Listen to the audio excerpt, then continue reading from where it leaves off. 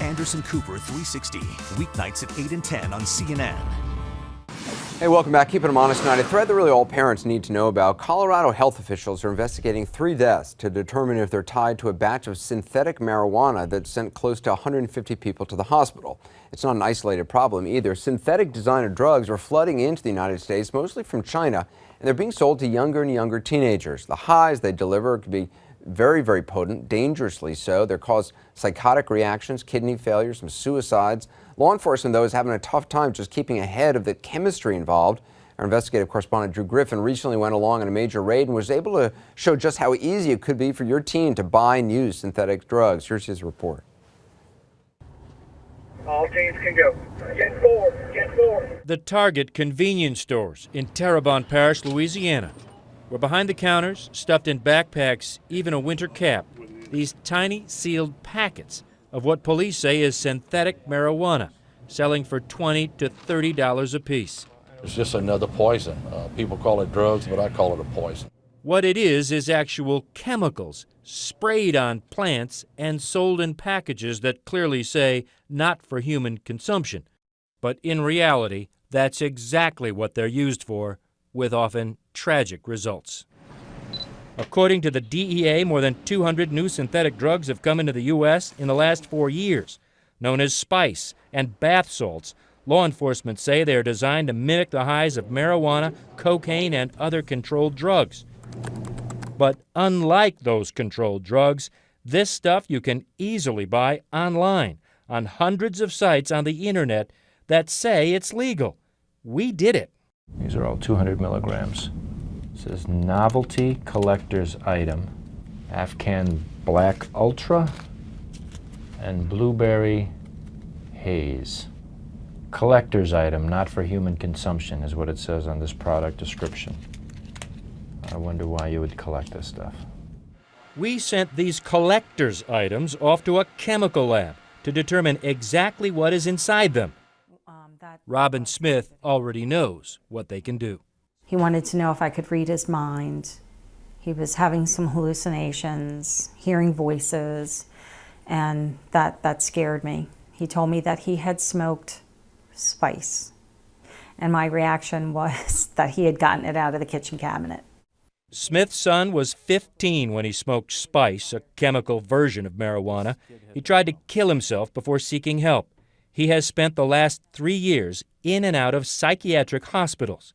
We had a normal, functioning child, and the next day we had a non-functioning child who did not want to live, who did not want to be here, who was hearing things and seeing things. Over the last 3 years, more than 40 states and the federal government have passed laws outlawing certain chemicals used to make the synthetic drugs, but the manufacturers have stayed one step ahead of the law by constantly altering the chemical composition. Once they alter that chemical, it is no longer a controlled substance. So it's a game. It is. Every time even the hint of a regulation comes for a particular chemical compound, they're already developing the next mode. These chemical companies have a new chemical compound that is ready to take the place of the drugs that we control. Is there any legitimate industrial purpose for those chemicals? We are not aware of any legitimate industrial or medical use for these chemicals. Which brings us to our online purchase of these synthetic drugs, which we sent to the Cayman Chemical Lab in Ann Arbor, Michigan. It is here our packages of Afghan Black Ultra, Ivory Dove, and Ocean Snow were tested. All of them contain dangerous chemicals sold, according to Greg Endres, with only one purpose. We found a variety of substances, including synthetic cannabinoids, in one case a hallucinogenic tryptamine. We found an amphetamine analog, all of which I would consider designer drugs. How dangerous is this stuff from a chemical compound situation? Quite dangerous. There's a whole variety of reported effects ranging from rapid or irregular heartbeat, hallucinogenic effects, seizures, psychosis, and there have been several reported suicides. Endres is vice president of chemistry here and works closely with law enforcement to try and help them fight an infestation of chemically produced poison swarming the U.S. So when the package says not for human consumption, this is a collector's item, no way. I don't believe it. Afghan Black Ultra, which looks like marijuana, linked most closely with a known and dangerous compound called XLR-11, a drug now made illegal, a Schedule I drug in the same law enforcement category as heroin. And the website we bought it from says they don't sell banned substances. Cayman Chemicals' Paul Kennedy ran the test to compare our purchases to the chemical makeup of known drugs. And our Afghan Black Ultra had something else, a surprise spike. That is the tryptamine, the hallucinogen. A hallucinogen added for an added high. And the other packages, Ocean Snow, Ivory Dove Ultra, Vanilla Sky, they all contained methylpropamine. So this cute little package that looks like you might be getting some kind of a breath freshener is actually a variety, you might say, of crystal meth for a layman. And in your computer, methylpropamine. So where are the drugs coming from? Mostly from labs in China, where the chemicals are produced and exported in bulk containers to the U.S.